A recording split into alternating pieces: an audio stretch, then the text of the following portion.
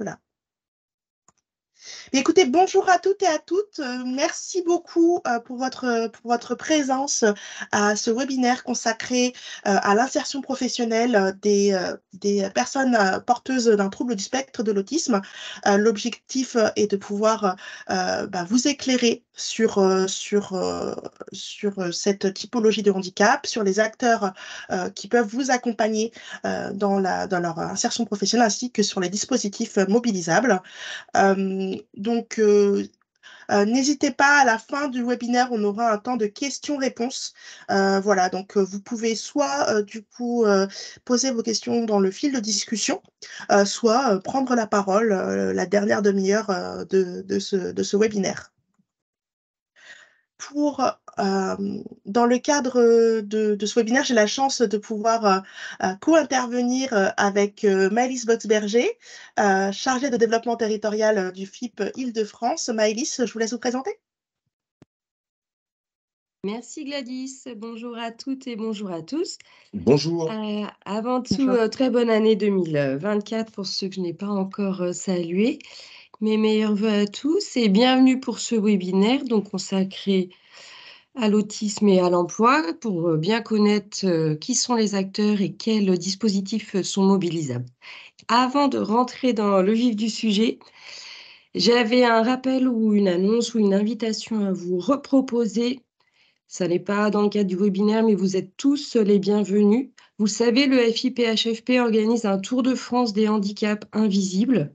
L'étape francilienne de ce Tour de France aura lieu le 25 janvier, donc jeudi dans 15 jours maintenant, et portera sur le handicap psychique et l'emploi. Quelles solutions? Y a-t-il des innovations à proposer?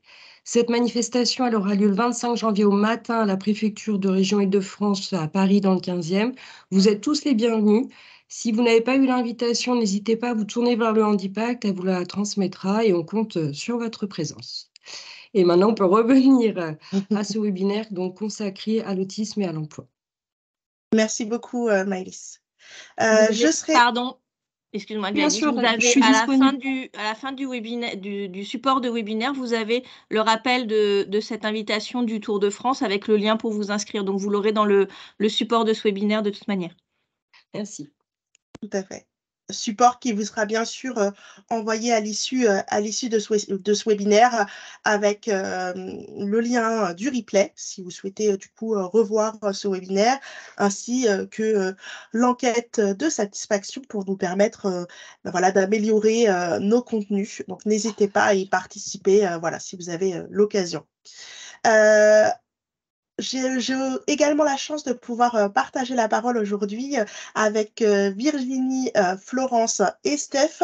Donc Virginie Gégabono du CRAIF et de la Maison de l'Autisme. Virginie, je vous laisse la parole pour vous présenter. Oui, bonjour à tous. Donc Virginie Gégabono, je suis chargée de mission insertion sociale et professionnelle au sein de la Maison de l'Autisme. Et j'ai aussi la petite particularité, la chance d'être la petite sœur de Steph et d'avoir également un petit garçon de 13 ans autiste avec un déficit d'attention. Merci beaucoup Virginie pour cette présentation. Et donc je laisse la parole à Florence. Merci de l'invitation. Moi, je suis orthophoniste en base et en l'occurrence directrice d'un organisme de formation et de supervision qui s'appelle Formavision et qui coopère étroitement avec les collectifs emploi accompagnés et avec les dispositifs VETA. J'ai aussi la chance de pouvoir collaborer avec Steph qui interviendra sur une partie de notre contenu. Merci beaucoup Florence. Donc vous l'aurez compris, vous avez la chance en tant que participant à ce webinaire de pouvoir avoir des informations par le biais à la fois de Virginie, Florence et Stéphanie qui sont vraiment des expertes du sujet. On espère que ce webinaire vous permettra en tout cas d'avoir une meilleure connaissance du trouble du spectre de l'autisme, mais aussi de tous les moyens mis à votre disposition pour favoriser l'inclusion de ces personnes dans le milieu ordinaire. Et donc, ce que je vous propose, c'est de vous donner un petit peu le programme de cette heure et demie. Une première partie sera consacrée à la connaissance, à la compréhension du trouble du spectre de l'autisme, parce qu'on sait que l'un des freins à l'emploi de ces personnes est souvent la méconnaissance des employeurs de ces typologies de handicap. Donc voilà, l'objectif, c'est pour vous donner un premier vernis de connaissances sur ce domaine. Puis, on passera à la connaissance des acteurs, des aménagements possibles et des dispositifs mobilisables pour favoriser leur insertion professionnelle. Et enfin, on essaiera de vous donner aussi quelques clés d'accompagnement offertes par le FIP. Aujourd'hui, le FIP Île-de-France et le FIP en général met à disposition des aides qui peuvent vraiment faciliter à la fois l'insertion et le maintien dans l'emploi des personnes porteuses d'autisme. Donc, n'hésitez pas du coup à les mobiliser, n'hésitez pas à tenter l'aventure, elle est souvent très belle. Donc voilà, l'objectif, ce sera en tout cas de vous donner les clés pour pouvoir favoriser du coup ces insertions professionnelles. Je vais laisser la parole du coup à Virginie qui va pouvoir du coup vous aider à comprendre l'autisme. Virginie? Alors, oui, bonjour à tous. Donc, je vais introduire ce webinaire en vous parlant de l'autisme vu de l'intérieur. Donc, c'est vraiment la base des formations, puisqu'on reprend vraiment qu'est-ce que le système sensoriel des personnes autistes et quel est leur mode de pensée. Et vous verrez que c'est par ces connaissances-là qu'on va pouvoir ensuite mettre les aménagements individualisés et personnalisés face à la personne à laquelle on est.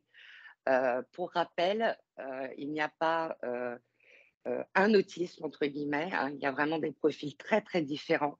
Et ça découle aussi du vécu, de l'accompagnement que la personne a pu avoir de manière précoce ou avec un diagnostic tardif.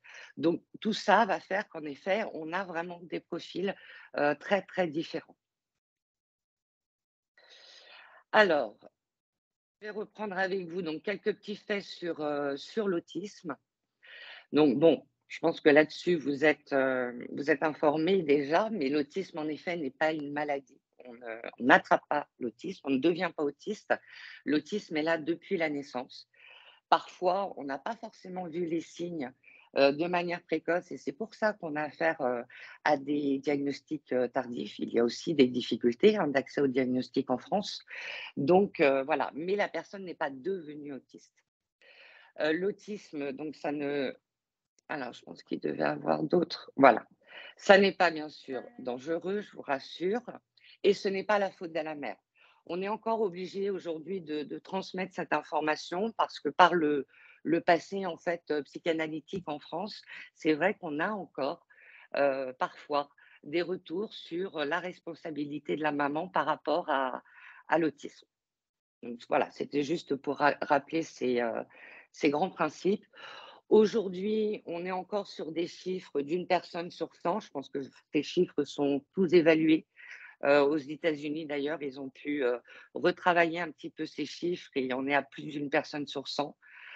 Pareil, aujourd'hui, on est encore sur une fille pour quatre garçons par rapport au diagnostic d'autisme. Mais on sait très bien que le diagnostic des filles et des femmes sont sous-évalués et que c'est souvent des personnes qui vont avoir des diagnostics très tardifs.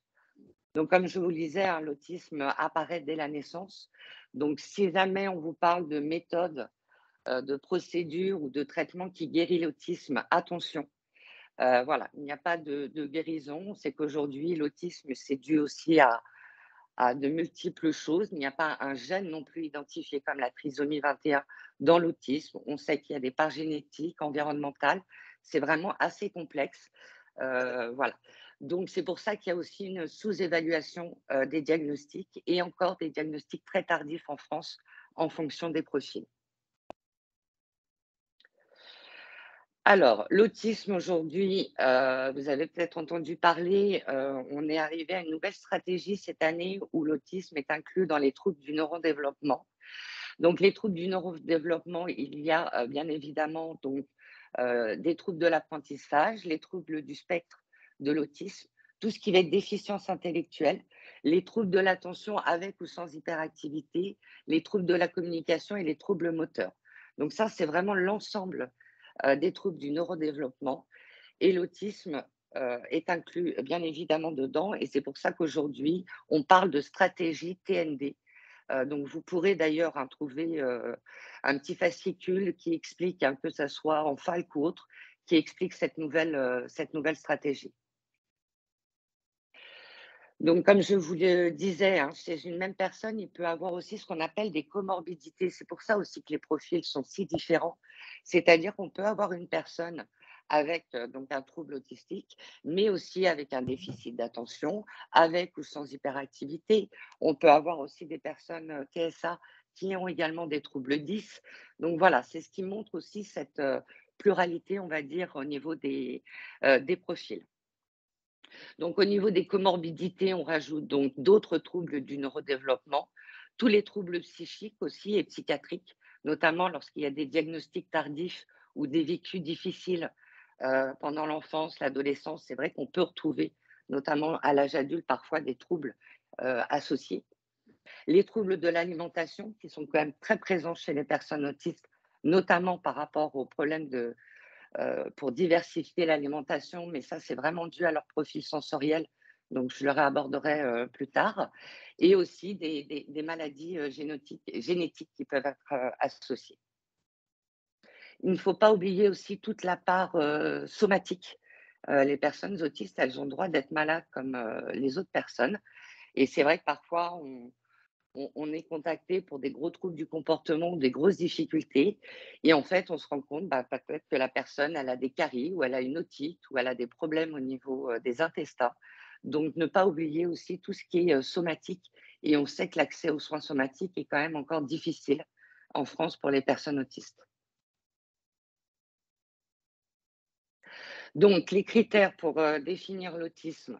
Donc, maintenant, on est sur on parle de dyade autistique. Avant, on parlait de triade. Aujourd'hui, on est dans la dyade, c'est-à-dire que l'autisme, ça se définit par des déficits de la communication et des interactions sociales, mais également des comportements répétitifs et intérêts restreints. Mais ça, c'est la partie, on va dire, la partie visible de l'iceberg, c'est-à-dire c'est les comportements que nous voyons de l'extérieur.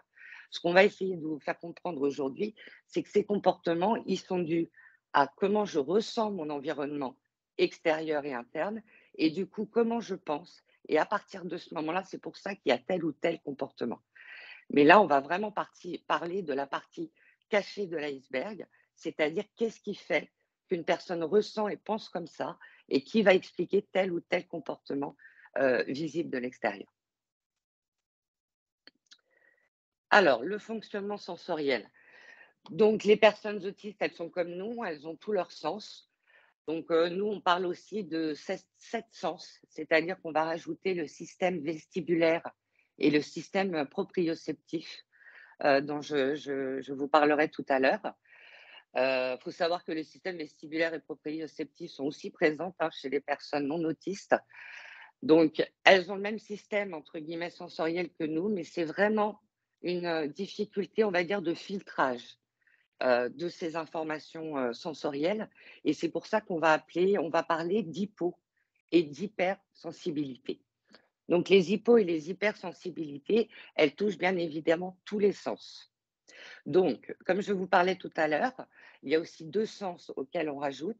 C'est le sens proprioceptif. C'est ce qui permet en fait de percevoir la position des différentes parties du corps. Alors, le système proprioceptif, souvent, ça renvoie à des besoins de crispation. Crispation au niveau des mains, au niveau des doigts de pied. Ça peut être aussi les personnes qui marchent sur la pointe des pieds. Parce que le fait de marcher sur la pointe des pieds, ça vous donne quand même des crispations au niveau des jambes. Donc souvent, on a plus de difficultés à percevoir les signes parce qu'ils sont plus discrets, mais ce sens proprioceptif est très présent, alors soit en hypo, soit en hyper, chez les personnes autistes. Et le sens vestibulaire, ça permet en fait de percevoir le mouvement et l'équilibre. Donc là, ça renvoie plutôt à l'oreille interne.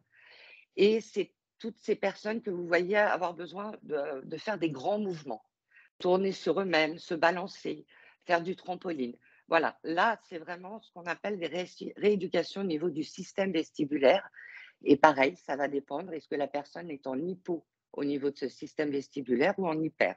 Donc, on va faire les mêmes observations par rapport à ces 2 sens comme on va pouvoir le faire par rapport aux sens comme l'ouïe, la vue ou l'odorat.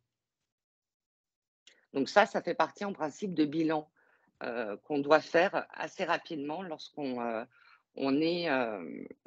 qu'on accompagne une personne autiste. Donc les particularités de traitement de l'information, c'est aussi bien l'intégration sensorielle, c'est-à-dire comment on va percevoir l'information, le filtrage en hypo ou en hyper, l'intégration du mouvement, c'est-à-dire comment on va réagir, et donc les hypersensibilités ou les hyposensibilités qui va entraîner bien évidemment des hyperréactivités ou des hyporéactivités. Donc, au niveau des sens, c'est vrai, quand on parle de personnes autistes, on a souvent tendance à parler tout de suite d'hypersensorialité au niveau de l'ouïe et au niveau aussi de la lumière. Il ne faut pas oublier les autres sens. Et c'est pour ça qu'on peut avoir aussi des troubles alimentaires. Une personne qui est en hypersensorialité au niveau du goût, au niveau de l'odorat, peut en effet être gênée dans son alimentation. Moi, j'ai connu des adultes, parfois, un adulte qui était en hypo au niveau gustatif, par exemple, il avait besoin de manger parfois ses plats très peu décongelés parce qu'il avait besoin de sentir le craquant dans la bouche et avoir par contre peu d'odeur, peu de goût. Et c'est pour ça qu'il le faisait. Évidemment, ça va demander quand même un accompagnement parce que si on laisse cette personne s'alimenter comme ça, c'est évident qu'à un moment donné, il risque d'avoir des problèmes de santé.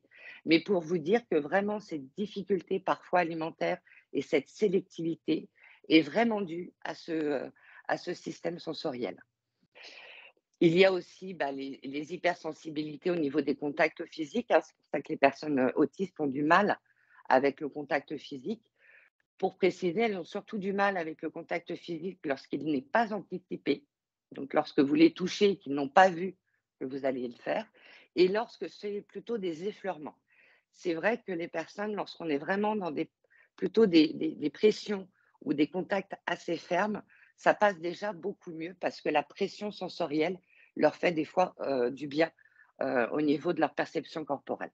En tout cas, évitons quand même les contacts physiques où la personne ne peut pas anticiper et parfois, il ne faut pas hésiter à demander est-ce que je peux te faire la bise? Est-ce que voilà, toujours essayer d'anticiper et éviter le côté surprise parce qu'en plus, c'est des sensations qu'elles peuvent garder longtemps. C'est-à-dire, si vous frôlez l'épaule, qu'elle n'a pas pu l'anticiper, que c'est une sensation désagréable pour elle, une personne autiste peut garder la sensation pendant plusieurs minutes, voire heures, de ce contact physique. Et il ne faut pas oublier les hyposensibilités. On n'en parle pas assez parce que souvent la personne ne va pas réagir, mais les hyposensibilités peuvent vraiment être à risque pour les personnes autistes. Exemple, une personne qui est hyposensible à la chaleur, comment va-t-elle percevoir que sa boisson ou que sa douche, l'eau est trop chaude? Parfois, elles vont attendre d'avoir des marques sur le corps, des réelles réactions pour se rendre compte que là, l'eau est vraiment trop chaude par rapport à leur perception. Donc, ces hypos, elles peuvent vraiment entraîner des difficultés de percevoir la douleur ou même la pathologie. C'est pour ça que vraiment ce suivi de la santé somatique, on ne s'en préoccupe pas assez et elle est vitale. Donc, attention aux hyposensibilités, ce n'est pas parce qu'il n'y a pas de réaction qu'il n'y a pas de douleur. Et petit rappel, il peut aussi avoir des réactions qui ne sont pas forcément instantanées. C'est ce qu'on appelle un peu l'effet cocotte-minute. C'est que la personne a supporté, entre guillemets, des parasites sensoriels, peut-être tout au long de cette journée, et qu'à un moment donné, elle va avoir un trouble du comportement ou elle va avoir, un choc un peu sensoriel, parce qu'elle aura accumulé tout ça au moment de sa journée, et pas forcément sur le moment même où elle est, à ce moment-là, où elle exprime sa difficulté. Donc voilà un petit peu pour tout ce qui est hypersensorialité. Le système sensoriel d'une personne autiste, c'est aussi ce qu'on appelle le défaut de transmodalité, c'est-à-dire qu'ils ont tous leurs sens comme nous, mais eux, ils sont monoprises. C'est-à-dire que nous, en tant que neurotypiques, on a tous nos sens qui sont branchés en même temps et on va augmenter tel ou tel sens en fonction de la situation. La personne autiste, elle est monoprise. Donc, pour brancher un sens, il faut qu'elle en débranche un autre. Et c'est ce qui va expliquer parfois qu'elle ne va pas avoir forcément le comportement adapté au bon moment. Je vous donne un petit exemple. Vous êtes dans une salle de cinéma, Pour regarder le film, vous avez plutôt tendance à mettre un filtrage plus important au niveau de l'ouïe et au niveau de la vue. Mais si à un moment donné, il y a le feu au fond de la salle, vous allez baisser au niveau de la vue et de l'ouïe, vous allez augmenter le filtrage au niveau de l'odorat, ce qui va vous permettre d'avoir un comportement adapté et donc vous allez sortir de la salle. La personne autiste, elle peut avoir ce même cheminement, mais le fait qu'à chaque fois, elle doit débrancher et rebrancher ses sens, elle va avoir peut-être le même comportement, mais avec un temps de latence beaucoup plus important. Donc, lorsque vous êtes en travail ou collègue avec une personne autiste, si vous commencez à lui parler, à lui montrer des choses peut-être sur le PowerPoint, à lui demander en même temps de vous regarder dans les yeux, voilà. À un moment donné, là, vous mettez tous les sens en même temps et donc à un moment donné, il y a quelque chose qui va bugger. Donc, c'est pour ça qu'on parle aussi beaucoup de séquentialisation dans les consignes qu'on donne, c'est-à-dire petit a, petit 2, petit 3. Et on voit si la personne, elle est plus à l'aise avec un mail, si on donne les consignes par écrit, si on les note en même temps qu'on lui dit. Voilà, c'est tout ce petit questionnement qu'il va falloir faire auprès de votre collègue pour savoir comment bien lui transmettre les informations, bien lui transmettre les consignes, afin qu'il soit le plus autonome possible. Et le troisième grand point, on va dire, du système sensoriel, c'est les autostimulations. Donc, les autostimulations, elles vont bien sûr dépendre du fonctionnement sensoriel de la personne autiste. Petit exemple, vous avez une personne qui est en hypo, par exemple, au niveau du système vestibulaire.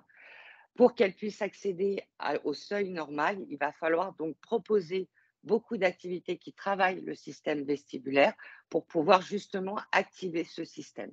Et s'il est en hyper, pareil, on va faire d'autres activités pour pouvoir un petit peu réduire. Et c'est pour ça que, par exemple, on va pouvoir mettre des activités comme le trampoline ou pouvoir mettre un hamac. Si la personne se balance dans le hamac, là, elle est en train de travailler son système vestibulaire puisqu'elle fait des grands mouvements. Oui. Et si par contre, le hamac, elle se met dedans à l'intérieur, elle se resserre dedans, là, on est plutôt dans une sensation et dans une rééducation au niveau du système proprioceptif. Donc voilà, les grandes questions, c'est comment la personne ressent les choses au niveau de son système sensoriel. Et à partir de là, je vais mettre des outils qui vont correspondre à son besoin. Mais c'est vrai qu'on entend souvent parler d'outils comme les balles. Si j'ai une personne qui a besoin de travailler sur son système vestibulaire, une balle, ça va lui servir à rien. Par contre, une personne qui a besoin au niveau proprioceptif, là, la balle peut être utile. Donc, c'est vraiment faire toute une enquête sur le système sensoriel de la personne pour lui mettre les aménagements dont elle a besoin afin de favoriser son autonomie et sa qualité de vie au travail. En sachant qu'on est d'accord, hein, Virginie, bien sûr, les employeurs sont accompagnés par des acteurs spécialisés qui vont vraiment les aider à trouver les bonnes solutions. Voilà, c'est pas vous, employeurs, qui allez étudier, Bien sûr. évaluer. Voilà, donc pour vous rassurer, employeurs, aujourd'hui, il y a vraiment un écosystème d'acteurs qui vont vous accompagner dans cette démarche, qui vont surtout accompagner la personne autiste à mieux se connaître pour mieux évaluer du coup ses besoins. Donc voilà. Du coup, n'ayez pas Oui, crainte, vous n'allez pas être tout seul. En effet, tu fais bien de leur dire, Gladys, parce que sinon je risque de faire fuir beaucoup de gens.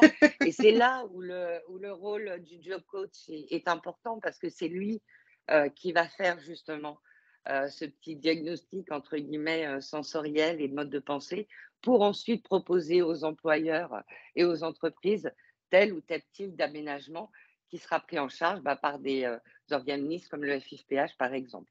Mais Tout voilà, à d'où fait. l'importance vraiment de mettre, et c'est là où ces dispositifs emploi accompagné correspondent vraiment aux besoins, car c'est eux qui vont pouvoir évaluer les besoins de la personne. Tout à fait.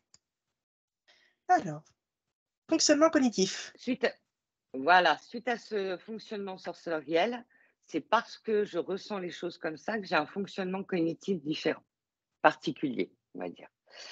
Donc, le fonctionnement cognitif d'une personne autisme se caractérise par une difficulté de la cohérence centrale. c'est-à-dire que les personnes autistes, elles ont une pensée en détail. Donc, elles vont regrouper plein de petits détails pour ensuite pouvoir visualiser la chose dans sa globalité. Si par exemple, je vous prends l'exemple d'un ballon, la personne, elle va être dans les détails. Donc, c'est un objet, c'est rond, c'est en cuir, ça roule, je peux taper dedans, c'est un ballon. Voilà. Donc, il est évident quand on a une pensée en détail, comme ça, lorsqu'on est par exemple dans une pièce et que le lendemain, on va changer tel ou tel meuble ou telle couleur, pour la personne autiste, ça peut ne plus être la même pièce lorsqu'elle revient. Donc, c'est là où ça va être aussi important. Mais pareil, c'est le rôle du job coach et des personnes qui accompagnent la personne autiste, c'est de pouvoir, par exemple, anticiper. Si elle doit se déplacer dans un environnement qu'elle ne connaît pas, on va pouvoir peut-être aller voir si on peut trouver sur Internet les photos de la salle ou autre, afin d'anticiper par rapport à son fonctionnement sensoriel et mode de pensée, pour que quand la personne autiste sera en situation de travail, elle aura déjà toutes ces informations. La pensée en détail, ça peut aussi avoir beaucoup de choses positives et c'est là où au niveau du monde professionnel, on est en train de mettre en avant ça. Parce que par contre, quelqu'un qui a une pensée en détail, elle sera beaucoup plus à même de vous décrire les choses de manière beaucoup plus pointue.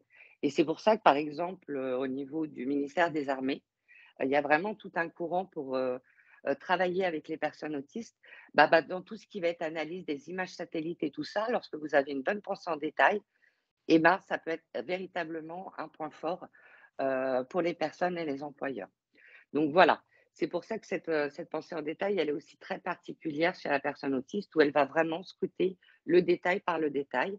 Et c'est là où le job coach devra mettre en place aussi des aménagements, parce que lorsqu'on a, par exemple, sur une situation professionnelle ou entre les collègues, qu'un détail de la situation, qu'un détail du raisonnement, on peut être en effet en difficulté parfois de comprendre les choses.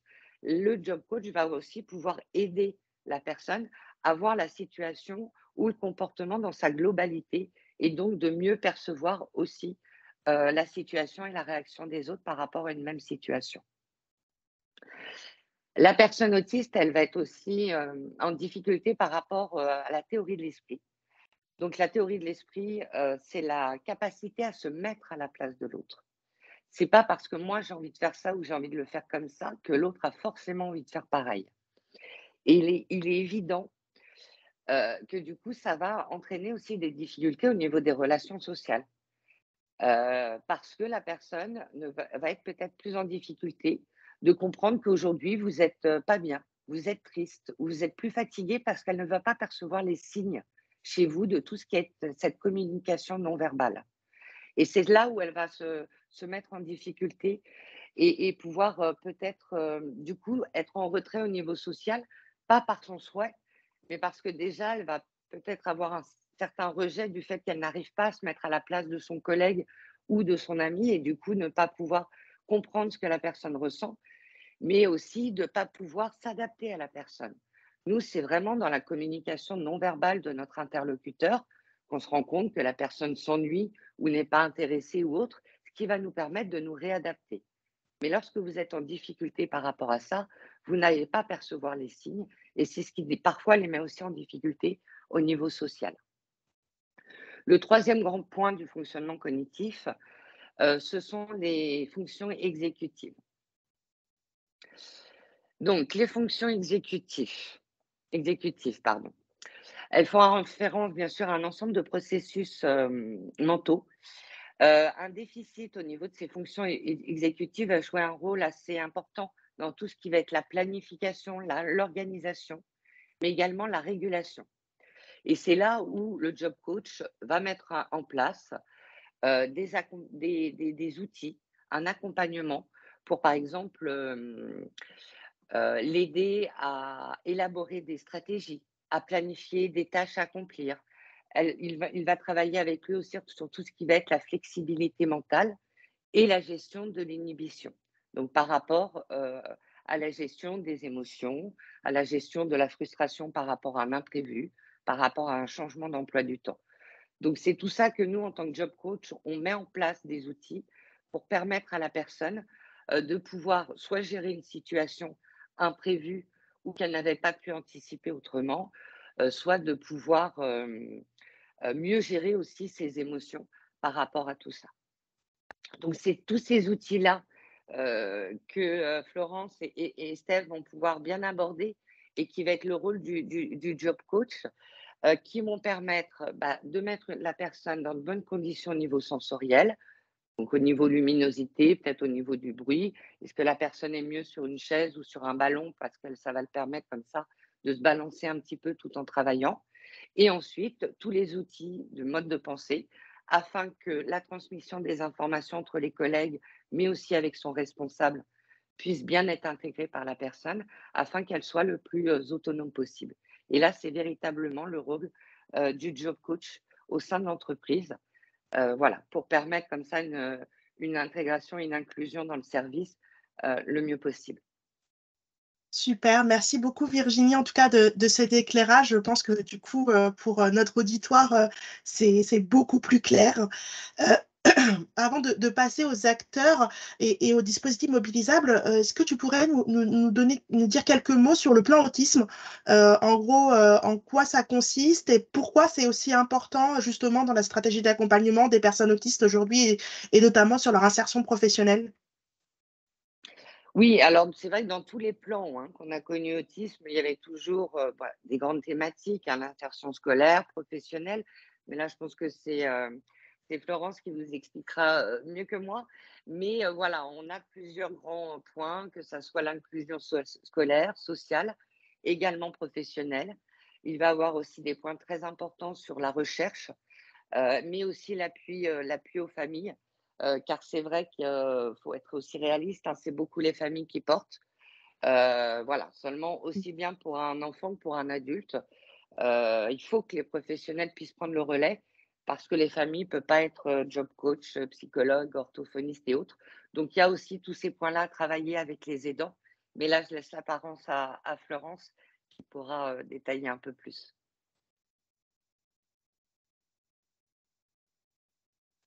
Florence?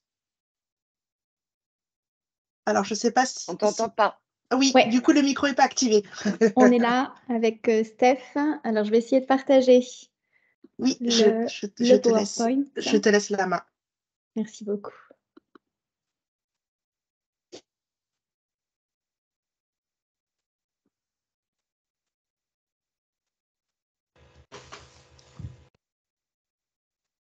Et du coup, c'est bon, tu peux? Ouais, bah oui. Super, parfait. Alors, impeccable. Je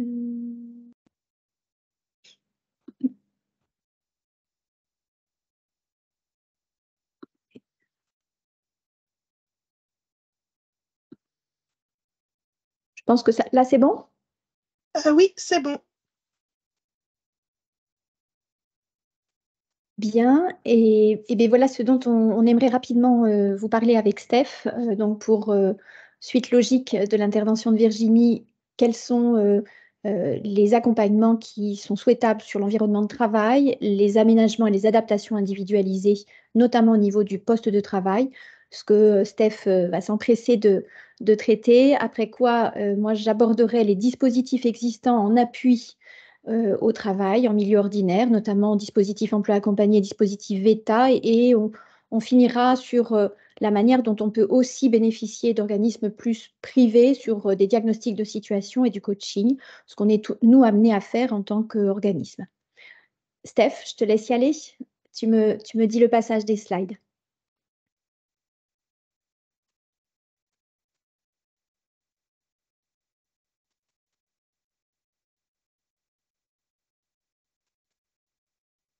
Alors, Steph, vous n'avez pas votre micro. Du coup, on n'a pas le son. Voilà. Super, merci beaucoup. C'est bon, donc là, vous me voyez, vous m'entendez, c'est bon? Alors, on ne vous voit pas. Il doit y avoir un petit problème de caméra, peut-être le cache. Alors, hop, je remets. Est-ce que là, c'est bon? Moi, Alors, Non, tu as toujours l'écran noir, Steph. J'ai toujours l'écran noir. Alors là, j'éteins. Là, j'allume. T'as pas mis un post-it sur Non, j'ai bien mon cache de défait. J'essaie de voir ce qui se passe. Ce sont les aléas du direct. La vidéo est faite.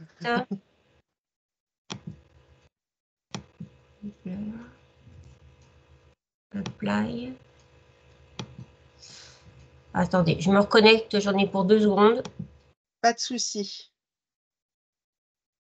Peut-être en attendant que du coup Steph se reconnecte, ce qui était important de préciser sur le plan autisme, hein, c'est qu'en effet, ça a permis de réfléchir à une structuration de l'accompagnement et surtout de la détection des personnes autistes, de faire aussi avancer la recherche, parce qu'aujourd'hui, c'est un sujet qui est méconnu et forcément, on le sait, hein, quand on ne connaît pas, on ne peut pas trouver des solutions d'accompagnement. Aujourd'hui, l'accompagnement était surtout fait par les familles et on était plutôt dans, en tout cas côté professionnel, sur de l'accompagnement lié aux conséquences de cette typologie de handicap, mais on n'était pas forcément sur la partie développement de l'autonomie et l'insertion professionnelle. Le plan autisme a permis du coup de pouvoir promouvoir certains dispositifs pour justement à la fois monter en compétence les professionnels, notamment je pense au projet ARIA, qui a permis du coup de développer la connaissance des conseillers en insertion, des missions locales sur leur connaissance plus fine de l'autisme et à la fois du côté repérage et insertion professionnelle, mais aussi d'autres projets dont vous nous parlez, Florence et Steph, qui là vont plutôt favoriser l'insertion professionnelle, que ce soit voilà, le projet VEDA, le dispositif emploi accompagné, ou encore le projet porté par Ethnic Connexion. Donc voilà, ce plan autisme qui est en cours de construction pour le 5e plan, va permettre aussi de continuer à développer l'accompagnement de ces publics et surtout de favoriser leur emploi et notamment leur emploi en milieu ordinaire. Steph, je crois qu'on n'a toujours pas de caméra. Bon, mais on pour va le faire coup, 100. On va faire 100. Je crois que sinon, on va perdre du temps, malheureusement. Je suis désolée, je ne sais pas pourquoi ça ne fonctionne pas. Ne vous inquiétez pas, pas de problème. Voilà. Alors, bonjour à tous. Donc là, moi, je vais vous parler voilà, donc de l'adaptation et des aménagements en situation professionnelle du salarié, donc de la personne autiste en milieu professionnel. Donc, on a une façon effectivement d'aborder cette intégration et cette participation du salarié au sein de l'entreprise ou de manière générale de sa situation de travail d'ailleurs, en tenant compte à la fois de sa situation propre et de ses besoins, mais aussi des besoins et de la situation de l'entreprise. Donc, ce qu'il faut bien comprendre, c'est qu'effectivement, un accès à l'emploi, un maintien dans l'emploi et aussi un accompagnement à l'évolution, parce qu'on a tendance à oublier cet aspect, mais on y est de plus en plus confronté, et une personne en situation de handicap a le droit également d'évoluer dans son poste. Et on accompagne aussi maintenant de plus en plus dans cette notion de fin aussi d'emploi. Hein. Qu'est-ce qui se passe quand une personne arrive en fin de carrière, et d'accompagner aussi les fins de carrière, c'est quelque chose d'important, ou quand elles sont légitimes, c'est-à-dire quand la personne arrive à la retraite, mais aussi quand il y a éventuellement des ruptures en cours d'emploi, notamment pour des questions d'invalidité ou autres. Donc là, on a un versant, on a un outil dont je vous parlerai plutôt à la fin après Florence, mais en tout cas, là, je vous présente le versant environnement de travail, où on va notamment évaluer on va dire l'écosystème de l'entreprise.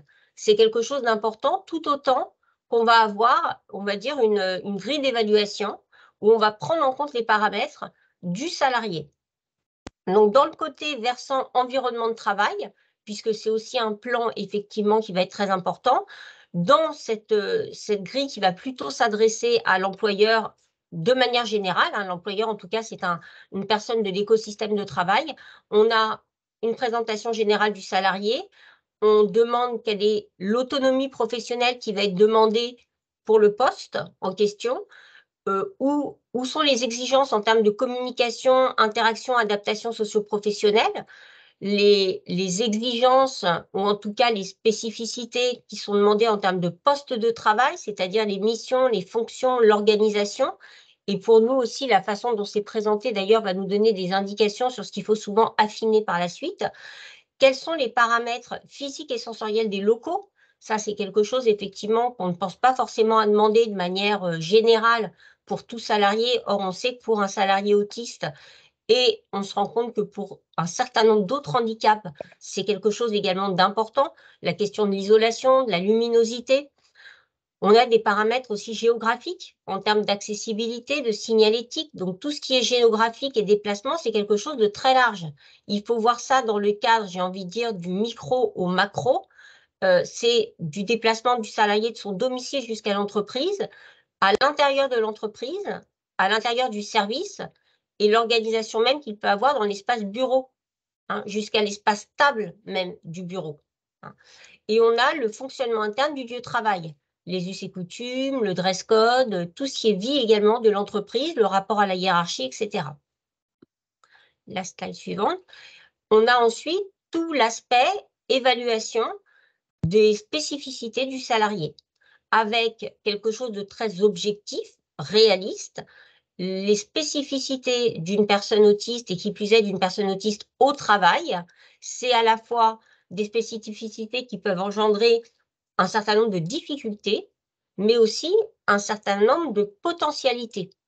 Et j'ai envie de dire qu'un même trait, finalement, un même trait autistique peut à la fois être une compétence et une difficulté, parfois selon le contexte, mais aussi selon la façon dont on aborde ce trait et cette spécificité.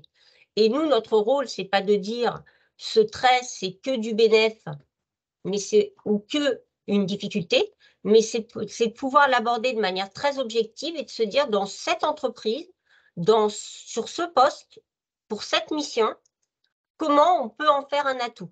Est-ce qu'on peut en faire un atout? Et de tirer le meilleur parti, de voir éventuellement si des aménagements peuvent permettre de capitaliser sur tes spécificités, s'il y a des moyens de le faire.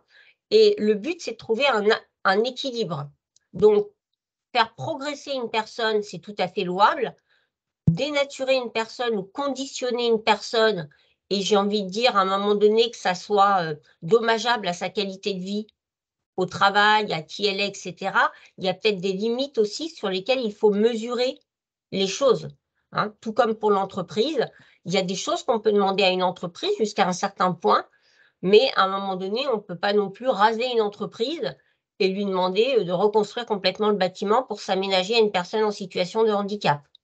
Donc, on en revient un petit peu à cette grande thématique des aménagements raisonnables, mais des aménagements raisonnables en fonction de chaque handicap et avec aussi, pour nous, une façon d'aller un petit peu bousculer les possibles parce qu'il y a souvent des limites qui se sont mises dans l'esprit des gens et on voit que ces limites, elles ne sont pas toujours finalement dans ces aménagements raisonnables parce qu'il y a des espèces de dogmes un peu généraux qui se sont mis en place et on est là pour montrer qu'il y a d'autres possibles qui peuvent s'inscrire. Donc là, j'ai fait une petite slide, effectivement, qui montre un petit peu des fois les préjugés ou les arrêtés qu'on peut avoir par rapport aux spécificités de l'autisme. Est-ce que c'est quelqu'un, finalement, qui est un peu épidermique à tout, ou est-ce que c'est quelqu'un d'hyperperceptif? Et est-ce qu'on peut faire quelque chose de cette hyperperceptivité? Est-ce qu'il est sourd? Donc, des fois, on a l'impression qu'on lui parle, qu'on l'interpelle, il ne répond pas, ou est-ce qu'il est concentré? Est-ce qu'il est tatillon ou rigoureux? Est-ce qu'il est gonflé ou authentique? Est-ce qu'il est compliqué ou logique, lent ou exhaustif, bizarre ou autiste? Voilà, donc ça, c'est un petit peu la façon dont des fois on peut revoir un peu l'interprétation des traits autistiques. Donc, dans les aménagements et les adaptations spécifiques, ce qu'il faut toujours, moi je suis quelqu'un de très pragmatique et très objectif et je pense qu'en plus on est dans un pays où on va facilement, et la nature humaine je crois va facilement vers la subjectivité. Hein. On dirait que j'ai l'impression, il a l'air, elle a l'air, etc. Donc moi je pars de l'évaluation. Il faut vraiment que tout le monde s'outille. On a une petite boîte à outils, des évaluations, ce n'est pas toujours des grandes batteries de tests, il ne faut pas toujours être des grands psychologues hyper diplômés en ayant fait une thèse. il y a des moyens, il y a des outils, il y a des grilles, voilà, qui existent et qui permettent d'évaluer, d'adapter, d'individualiser. Ensuite, on met en place, mais on met en place en ayant évalué. Hein, ce n'est pas du pifomètre, c'est... Donc, on évalue les capacités, on évalue, on connaît le profil de la personne, on sait que cette personne aussi, elle va évoluer, hein, c'est une évaluation, c'est toujours, on appelle ça une photographie à intenter. Ensuite, on adapte parce qu'on a des individus. Vous n'avez pas, vous ne travaillez pas avec l'autisme. Vous ne travaillez pas non plus même avec des autistes. Vous travaillez chaque fois avec un salarié qui est autiste. Et on sait qu'il y a des couleurs différentes pour chacun. L'individualisation, on active des outils, des moyens d'aménagement et on réajuste autant que besoin. C'est tout à fait normal de devoir réajuster. C'est la pratique qui nous fait réajuster. On n'oublie jamais de motiver, de valoriser. Ça, ce n'est pas propre à l'autisme, c'est des besoins humains. Je pense qu'aucun d'entre vous ne se lève tous les matins si vous n'avez pas un minimum de motivation et de valorisation dans votre travail. Alors, ça ne veut pas dire qu'il faut être des super passionnés. Hein. Bon, il y a des contraintes aussi dans le travail. Hein. Des fois, il y a des choses qui ne sont pas simples, qu'on aime plus ou moins, mais il faut un minimum. Ensuite, vous avez des outils, voilà, qu'on pratique, que je ne peux pas évidemment tous vous développer ici, mais c'est pour vous dire que ces outils existent dans tous les domaines. On vous en présente peut-être parfois plus que d'autres, mais en tout cas, ils existent dans tous les domaines. Vous avez des outils d'ordre sensorimoteur, au niveau des émotions et plus largement des ressentis, parce qu'il y a les aspects émotionnels, mais il y a aussi les ressentis physiques et physiologiques de type quand je suis fatiguée, quand je suis malade. Il y a l'espace-temps, il y a tout ce qui est socio-communication et il y a tout ce qui est cognition. Donc là, tu peux aller un petit peu plus rapidement. Voilà des exemples divers et variés d'outils sensoriels qu'on peut utiliser sur divers sens. Pour aller très vite, les plus connus, les casques réducteurs de bruit, des lunettes qui tamisent un peu, la luminosité. Je sais que Virginie vous a parlé du vestibulaire et du proprioceptif. Donc, voir aussi s'il y a des choses qui peuvent être des fois introduites d'ailleurs sur l'espace de travail, mais des fois aussi des activités qui peuvent se pratiquer en dehors du travail pour réguler la personne quand elle est sur son lieu de travail. Voilà des échelles qui peuvent exister au niveau des ressentis, donc qui peuvent être travaillées aussi avec la personne, qui peuvent l'aider à mieux exprimer dans la journée où est-ce qu'elle se situe, dans ses émotions, dans sa fatigue. Donc parfois, et même très souvent, il y a une complémentarité entre ce qui va être utilisé en entreprise et ce qui est parfois travaillé dans un autre cadre. Hein, le salarié a parfois un coach, un psychologue, un service qui peut aussi l'accompagner et qui met en place, qui travaille un peu, qui l'entraîne à certaines, et le job coach est là pour ça. Hein. Il y a des choses qui peuvent être travaillées aussi avec le coach, le job coach, ou en lien avec aussi un autre partenaire qui va entraîner et co-construire surtout avec la personne ces outils. Sociocommunication, pareil, et toujours avec l'ensemble du spectre de l'autisme. Ça, c'est quelque chose qui nous est cher au sein de Forma Vision. On ne travaille pas avec une population en particulier. On travaille avec l'ensemble du spectre de l'autisme jusqu'à des personnes salariées comme chez Andros, donc qui ont quand même un besoin très substantiel d'accompagnement, des personnes qui peuvent être non-verbales et qui sont dans le monde du travail, jusqu'à des personnes qu'on disait avant de type Asperger et qui ont un très bon niveau de communication. Donc, on peut être jusqu'à des applications intégrées dans le téléphone portable et des systèmes de hiérarchie dans des entreprises à des classeurs de communication avec pictogrammes. La sociocommunication, c'est pour tout le monde, mais ça s'adapte à chaque personne.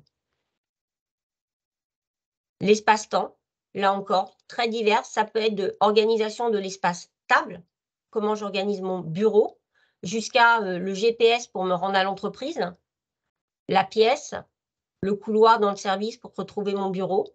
Donc là encore, structurer l'espace et le temps. Hein, on peut très bien savoir lire l'heure ou connaître les chiffres et ne pas avoir conscience de l'écoulement du temps qui passe. On sensibilise énormément aussi les employeurs sur le fait que vous avez tendance à nous dire « fais-nous ça au plus vite ». Alors là, au plus vite, vous pouvez toujours attendre. D'accord? Donc fais-moi ça dès que tu peux. Oui, ok, bah, ça sera dès que je peux. Hein. Est-ce que le dès que je peux, c'est votre peu ou mon peu? Là, voilà. Donc tout ça, c'est des choses effectivement très importantes, surtout dans le travail où le temps, c'est de l'argent. Donc, si vous voulez une certaine aussi rentabilité, ce qui est normal, hein, on n'embauche pas les personnes en situation de handicap pour la charité, là, actuellement. Hein. On est aussi dans un contexte, on embauche une personne handicapée parce qu'elle est compétente au travail et parce qu'elle est rentable pour une entreprise. Je veux dire, il faut dire les choses comme elles sont et c'est normal dans le monde du travail. Slide suivante. Alors, les prévus, les imprévus, imprévus et les imprévus, imprévus, ça, c'est des choses que j'ai créées il y a plus de 20 ans et qui sont très importantes. Ça fait rire comme ça quand on le voit, mais anticiper, en fait, les imprévus. Il y a une imprévu, prévu. Les imprévus prévus, c'est très important. Plus vous allez anticiper les aléas dans le monde de l'entreprise, le collègue qui n'est pas présent, les alertes incendie, les bugs qui peuvent se passer. On sait que les personnes autistes sont très sensibles aux changements, aux aléas, aux imprévus. Et ça peut vraiment les mettre, même avec un très bon niveau de fonctionnement, en grande difficulté. Et ça peut vraiment provoquer des bugs et des grosses surprises, mais plutôt côté mauvaise surprise. Donc vraiment, cette anticipation, on ne peut pas toujours anticiper des imprévus, hein, parce que là, il faudrait anticiper le météorite qui arrive et ça développe des paranos. Il faut juste avoir une marge de crédit énergétique. Par contre, la personne autiste, elle vit dans du prévu et ça, ce n'est pas toujours très bon non plus, parce que du coup, dès qu'il y a un petit aléa, c'est la panique. Donc, il faut avoir cette petite liste et surtout le plan B. Qu'est-ce que je fais le jour où mon collègue n'est pas là? Qu'est-ce que je fais où il y a un changement d'emploi du temps? Qu'est-ce que je fais le jour où? Et d'avoir cette boîte à outils, c'est très précieux. Voilà. Et des outils cognitifs, une fois encore, hein, qui vont passer... Ah, c'est pas le bon slide que je t'avais envoyé, c'est pas grave. À la fois, alors moi, j'ai mis plutôt des exemples sur le fait qu'on soit plutôt dans un côté séquentialisation de l'information. Ça, c'est très important. Donc, quand on séquentialise, on a besoin de choses qui soient très hiérarchisées plutôt, hein, faire attention à de la double information.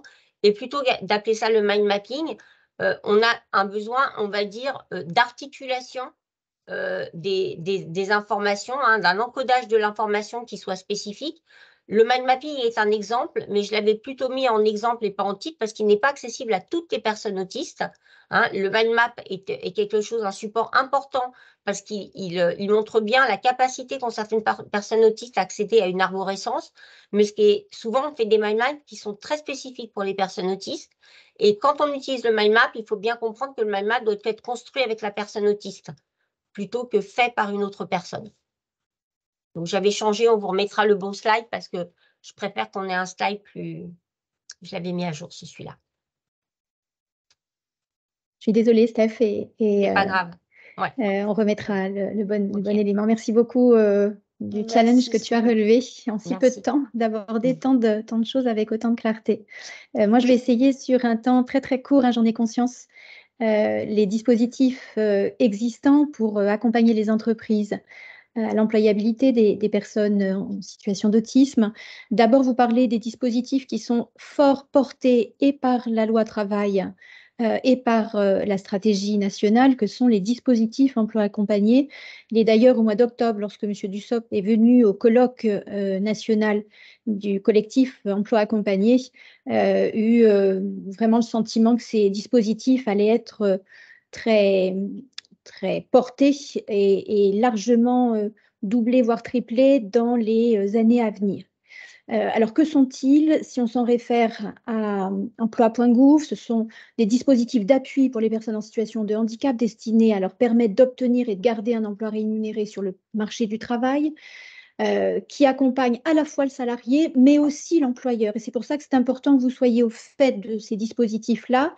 Ils ont été généralisés par la loi travail en 2016 et décrétés en fin d'année 2016. Ils sont développés depuis des années en Europe, en Amérique du Nord, par différents collectifs.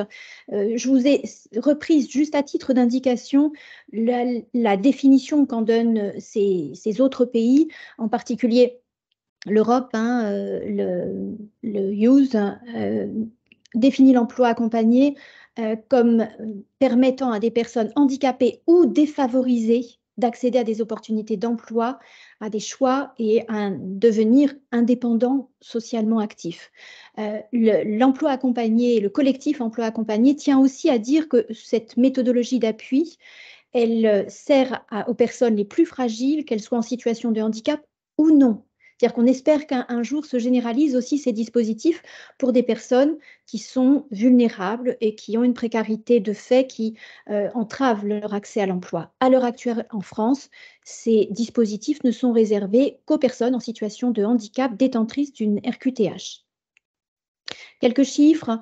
À l'heure actuelle, on a plus de 6000 personnes qui sont accompagnées. Je vais reprendre juste à titre indicatif les résultats de ces dispositifs. En 2000, lorsqu'ils accompagnaient 4000 personnes, on avait 59% des personnes sans emploi à l'entrée du dispositif qui avaient trouvé un emploi, 50% de ces personnes qui avaient trouvé cet emploi en moins de 6 mois et plus de 60% d'entre elles qui maintenaient leur emploi au bout de 2 ans d'activité. C'est vous dire l'efficacité de ces services pour des personnes qui ont, pour certaines, jamais travaillé. Et parmi ces personnes, vous voyez, 18% d'entre elles sont en situation d'autisme. 3 fondements de l'accompagnement de l'emploi accompagné. Le place and train, que bon nombre d'entre vous connaissent, qui permettent de développer l'employabilité par l'emploi et dans l'emploi et de ne pas s'attarder forcément au niveau d'études ou au niveau de compétences ou de passer par un entretien d'embauche qui est souvent pour la personne autiste un vrai obstacle, quasi impossible à passer pour certains d'entre eux. Accompagner, je le disais, l'employeur et l'employé avec un rôle d'advocacy, d'avocat et de médiation d'interface très important pour le conseiller en emploi accompagné. Un accompagnement sans durée limitée, ce qui en fait, par rapport à d'autres services, en particulier des services publics de l'emploi, un service en part, complémentaire, qui peut accompagner et soutenir un parcours professionnel, non seulement en insertion professionnelle, mais aussi sur la durée du parcours. 4 axes d'accompagnement, l'évaluation dont parlait Steph, qui est primordiale, du projet professionnel, des compétences, des capacités, des capabilités même de la personne, mais aussi de l'environnement de travail qui est susceptible de l'accueillir. La détermination et la co-construction d'un projet professionnel en milieu ordinaire, puis après son assistance, son appui pour qu'elle puisse rechercher cet emploi dans des entreprises qui sont susceptibles de la recruter. Puis une fois qu'elle l'a trouvé, l'accompagnement de l'environnement, de l'écosystème, l'accompagnement de la personne elle-même au travers d'aménagements qui concernent, vous l'aurez compris avec le propos de Steph, aussi bien l'environnement professionnel que des adaptations plus individualisées du poste de travail pour la personne au sein de l'entreprise. Des personnes qui ont à minima 16 ans, qui sont, je l'ai dit, en situation de handicap reconnu par la CDAPH, donc qui ont une RQTH, qui peuvent être des personnes actuellement accueillies en ESAT, mais qui souhaitent avoir un projet professionnel en milieu ordinaire et qu'on va pouvoir accompagner dans le milieu ordinaire. Enfin, des personnes qui sont déjà en poste en entreprise, pour certaines, et qui rencontrent des difficultés particulières qui pourraient amener à une rupture potentiellement professionnelle. Donc, l'emploi accompagné peut aussi servir en l'état à vos entreprises pour sécuriser des parcours professionnels. Ces bénéfices, c'est de permettre l'accès au marché du travail à des personnes qui en sont très éloignées, c'est sécuriser des parcours parce que l'emploi accompagné est mobilisable à un instant T, mais il peut l'être à de nombreux autres moments du parcours professionnel de la personne et de sa gestion de carrière. C'est d'éviter des incompréhensions, voire des impossibilités qui pourraient se créer entre le collaborateur et son environnement de travail. Enfin, c'est limiter les arrêts de travail à des professionnels qui sont en situation de handicap parfois invisible et amener, ce qui amène la désinsertion professionnelle dans un certain nombre de cas. Les modalités de l'emploi accompagné, bien sûr en complémentarité avec les services existants auxquels ils ne se substituent pas, une coordination par une plateforme départementale de l'emploi accompagné qui est généralement gérée par une association médico-sociale ou un groupement d'associations médico-sociales.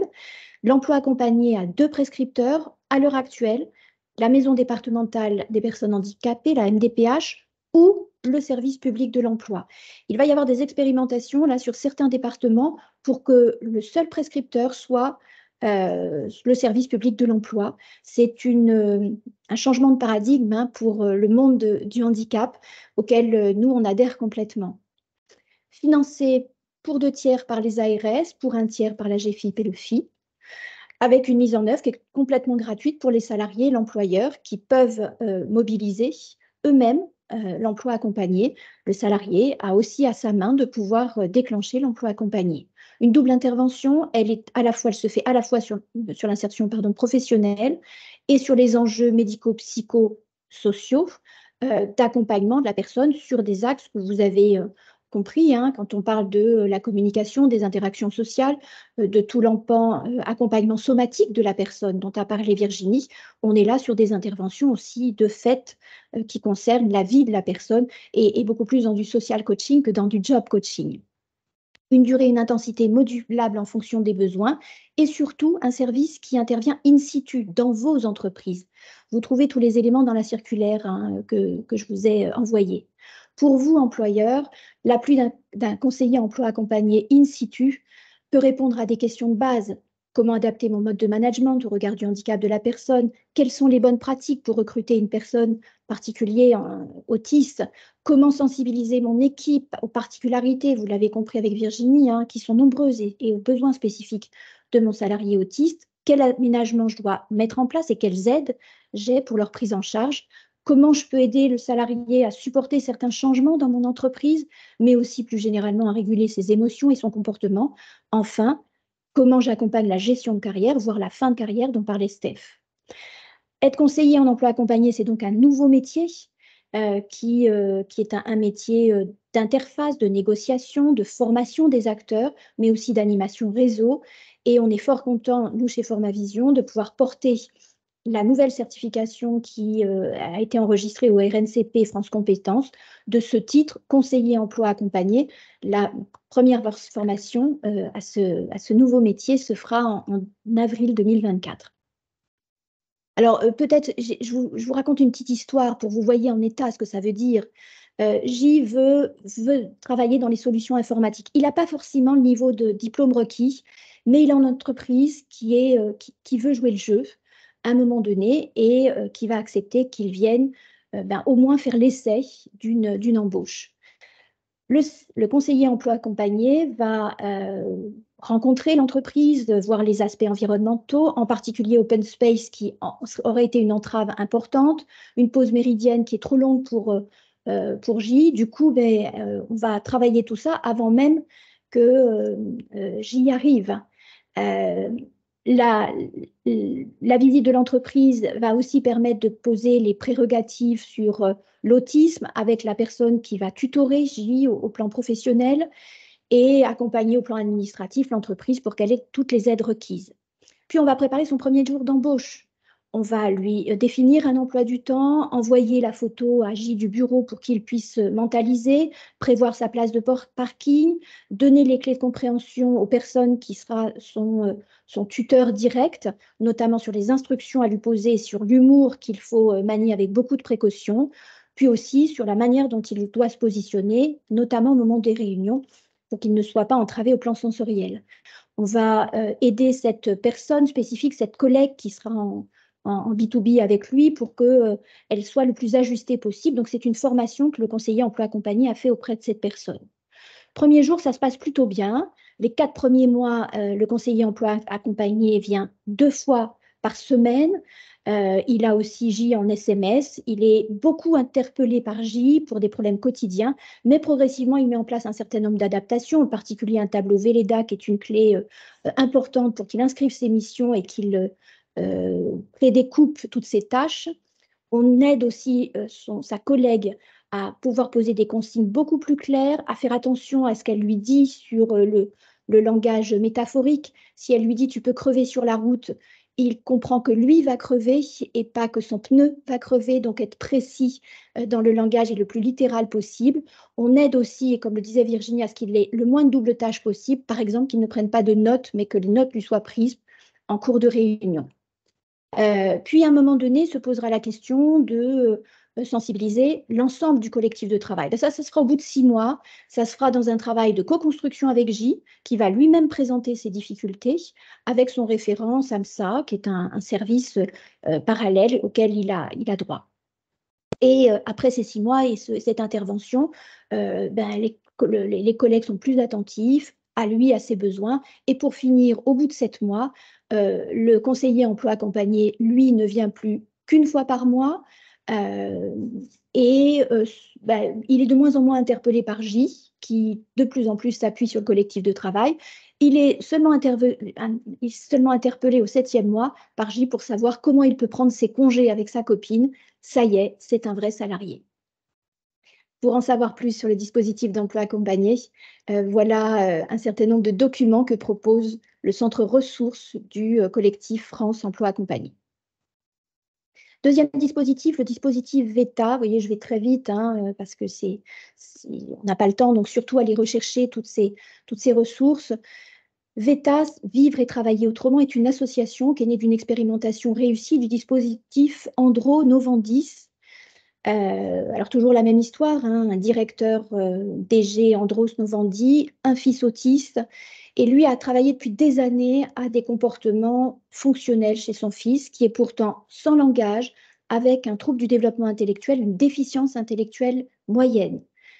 Donc il a un profil plutôt institutionnel actuellement. Il aurait plutôt une orientation maison d'accueil spécialisée ou établissements médico-social, voilà, en tant que tel.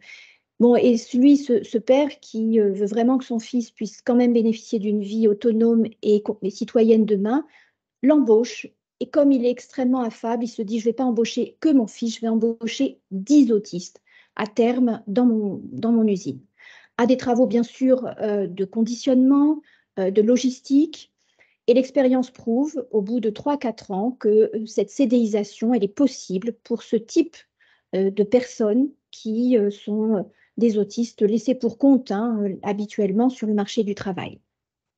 Alors, bien sûr, après ça, une fois que les 10 autistes étaient embauchés dans l'usine et qu'ils satisfaisaient non seulement la direction générale, mais aussi le directeur d'usine qui était un peu perplexe au départ, s'est posé la question de l'essaimage du modèle. C'est ce que propose VETA, Vivre et Travailler Autrement, en accompagnant des entreprises qui sont engagées à l'heure actuelle, LVMH, Andros, Guerlain, Barilla, que j'ai oublié de mentionner, sur des secteurs qui s'y prêtent, l'agroalimentaire, le cosmétique, la logistique de certaines TPE, PME aussi, en plus de ces entreprises engagées, sur l'emploi en CDI de personnes autistes avec déficience intellectuelle, ce qui implique une méthodologie de la part de VETA qui va accompagner les entreprises, et on espère de plus en plus des entreprises, aussi du public, par étapes, en amenant bien sûr un tiers qui est un collaborateur médico-social en appui, en job coaching, mais aussi en accompagnement sur les lieux d'habitat, avec des financements qui ne coûtent rien à l'entreprise, puisque ce sont des financements ARS et conseil départemental, pour mettre en place un écosystème aussi bien sur la partie travail que sur la partie habitat. Ce que va proposer VETA à l'entreprise, c'est d'abord une étude de faisabilité. Est-ce qu'il y a des postes qui se prêtent à l'emploi de personnes autistes de ce type? Je redis, ce sont des autistes pour la plupart d'entre eux qui ne parlent pas. Est-ce que, une fois que les postes sont un peu fléchés, de quelle manière on va les adapter, les aménager? Comment on va aussi aménager une salle de repos pour les personnes autistes? Et à partir de là, une fois que l'entreprise est acquise, VETA identifiera un porteur médico-social qui viendra en appui auprès des personnes autistes, donc qui viendra accompagner dans l'entreprise les personnes autistes et en tant que job coach, faire en sorte qu'elles répondent aux attentes de l'entreprise. Bien sûr, VETA va aider ce porteur médico-social à obtenir les financements ARS-CD pour se monter. Il va aussi contractualiser et poser les modalités de travail entre les différents acteurs de cet écosystème et amener le porteur médico-social à identifier un lieu de vie pour pouvoir à terme répondre à l'entièreté d'une vie autonome. C'est vraiment l'école de l'autonomie. Un travail à mi-temps CDI en milieu ordinaire, un lieu de vie l'après-midi où l'on habite, mais qui prévoit aussi, parce qu'il est le plus proche possible et en général au sein même de la ville, des dispositifs de droit commun, de faire des activités l'après-midi socio-éducatives. Au démarrage pour l'entreprise et pour sécuriser le système, on a en fait un essai qui est fait, une période d'essai qui est fait sous la mise à disposition d'un ESAT, en général pendant 6 mois, ce qui veut dire qu'il n'y a pas de contractualisation directe au démarrage avec l'entreprise, une mise à disposition ESAT 6 mois qui est parfois reconduite quand on n'est pas sûr, donc ça donne 1 an de période d'essai pour certains, 6 mois pour d'autres, après quoi l'entreprise signe un CDI avec cette personne autiste. Et je le disais, la vie quotidienne s'organise à côté avec un lieu de vie qui est mis en place et des activités quotidiennes. Après de nombreuses années que ce dispositif ait existé, on a fait le point puisque Formavision avait été interpellée sur un guide d'essaimage, l'élaboration d'un guide d'essaimage de VETA. On a posé la question bon là je vous renvoie à VETA, au site de VETA, on avait posé la question aux collègues et aux directions d'Andros et pour finir, LVMH, Guerlain, Barilla renvoient les mêmes choses. Ce sont des travailleurs remarquables, les personnes autistes. Elles ont le souci du détail, de la minutie, elles sont sérieuses. Le souci avec elles, c'est qu'elles prennent des pauses. Elles sont assidues au travail. On a finalement peu d'arrêt de travail avec une personne autiste. Elles ont facilité à se conformer aux règles, à faire des tâches répétitives qui deviennent fort vite rébarbatives pour d'autres travailleurs. Elles sont concentrées, fidèles et loyales, et elles ont des compétences particulières, parfois en mémoire, mais aussi en visualisation, qui permettent qu'elles fassent un travail remarquable. Le directeur d'Ono, de Novandi, disait au total, un professionnel autiste ne coûte pas plus cher qu'un autre, il fait le même travail que les professionnels non handicapés. Sur certains postes, il peut être plus productif, embaucher les personnes autistes est rentable, parce qu'il s'agit bien de cela aussi. Et pour l'entreprise, au-delà même de la rentabilité, on a pu montrer que diversifier sa main-d'œuvre, ça avait aussi un impact sur le collectif de l'entreprise, permettant même d'améliorer des pratiques managériales. Vous voyez, tout ce qu'on a fait tout ce qui a été fait chez Ono en termes de visualisation des espaces de travail,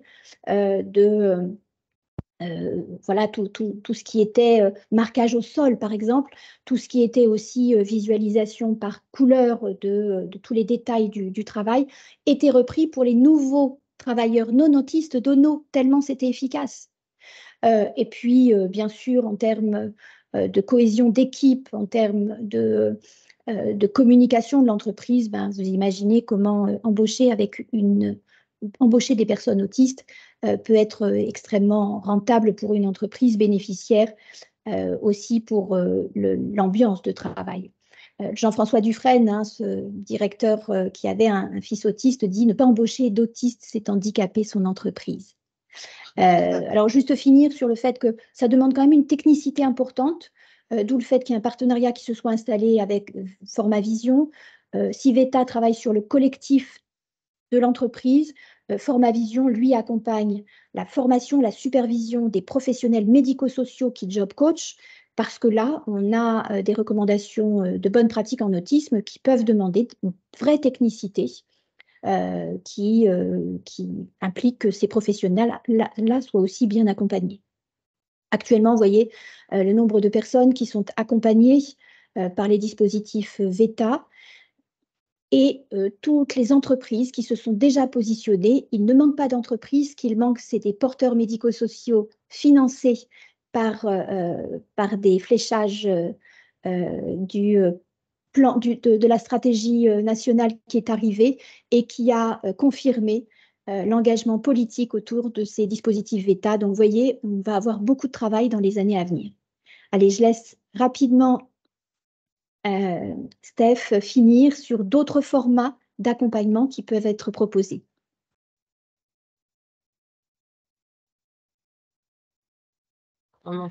Entre-temps, voilà.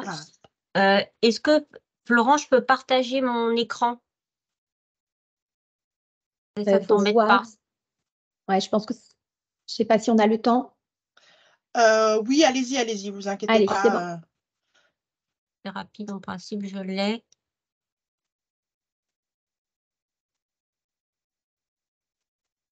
Alors, sharing. Windows, voilà.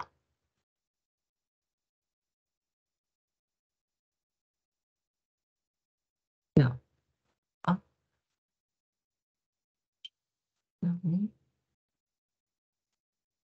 Voilà.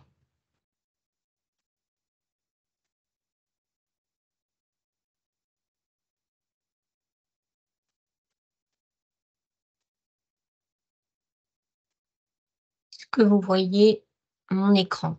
C'est bon, parfait. Super. Là aussi, vous êtes sur l'autodétermination au travail? Tout à fait, il n'y a plus qu'à mettre en plein écran. En plein écran, diaporama. C'est bon? C'est parfait. OK.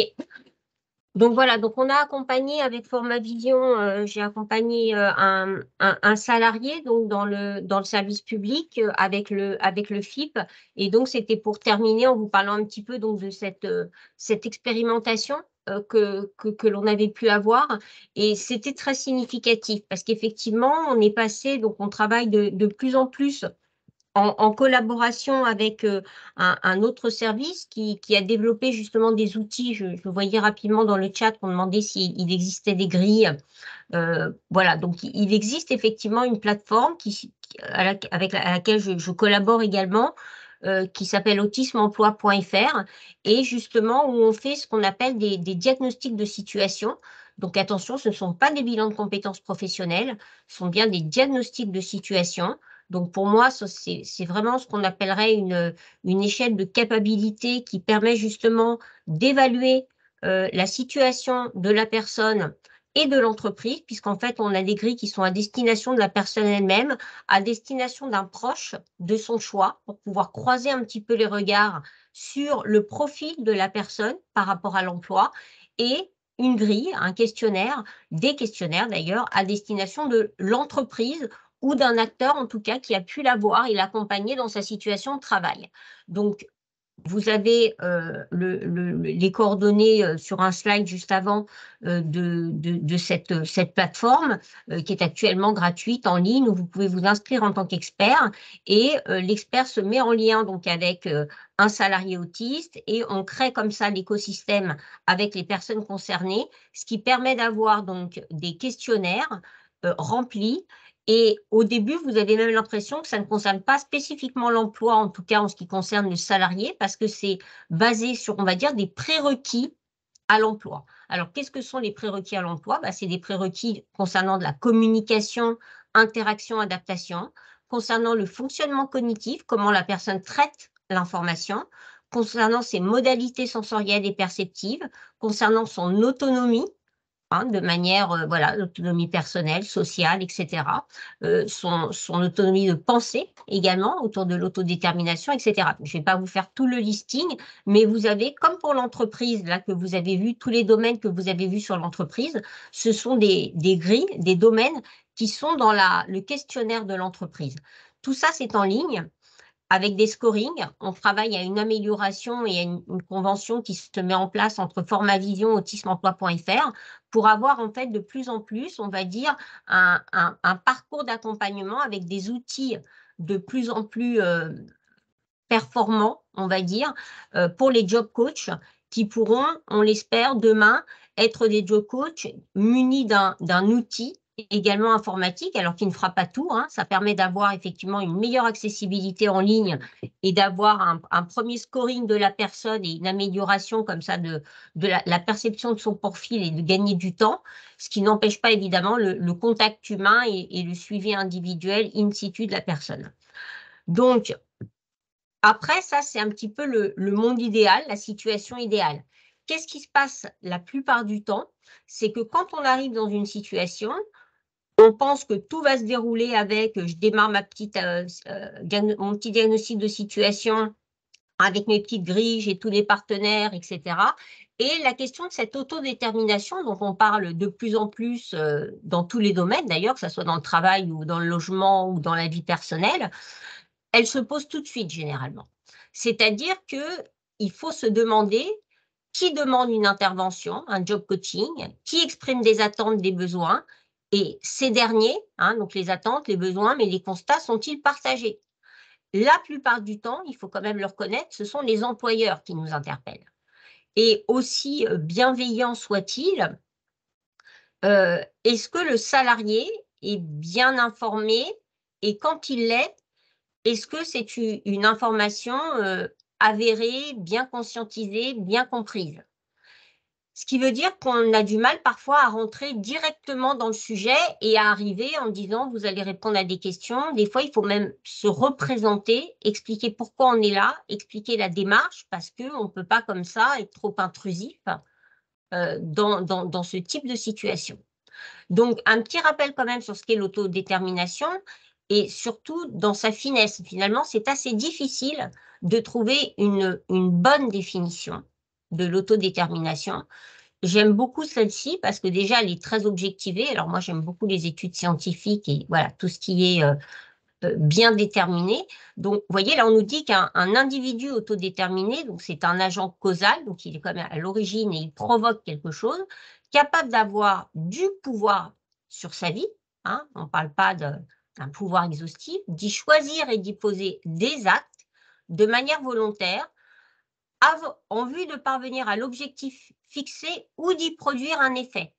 Vous voyez, on est quand même moins jusqu'au boutiste de certaines définitions qui disent qu'il faut avoir un plat pouvoir, faire tous les choix. Non, on dit qu'on peut aussi y produire un effet, ce qui nous permet d'englober beaucoup plus de personnes, j'ai envie de dire pratiquement toutes les personnes. L'autodétermination se situe sur un continuum. Chaque individu présente des comportements plus ou moins autodéterminés en fonction des différents domaines de vie. Et chose très importante, il existe donc différents moyens de soutenir le développement de l'autodétermination, y compris pour les personnes présentant des déficiences plus significatives. Donc ça, je tenais vraiment à vous redonner cette définition. Du coup, pour ce salarié que l'on a accompagné dans le domaine du secteur public, on n'a pas tout de suite pu enclencher le diagnostic de situation, on l'a présenté, l'entreprise a trouvé ça extrêmement pertinent, on a démarré du coup certains questionnaires avec l'accord du salarié, donc on a choisi des questionnaires en particulier et surtout on s'est très vite et tout de suite adapté pour faire comprendre la pertinence de faire un diagnostic de situation exhaustive aux besoins communs de l'entreprise et du salarié. C'est-à-dire que souvent, on nous appelle pour des besoins spécifiques et les gens ne vont pas sur les prérequis. Ils veulent une solution à leurs besoins, qui est souvent un besoin de surface. Donc, il faut aller dans leur sens. Parce que si on essaye de les amener tout de suite aux prérequis, ils ne voient pas l'intérêt.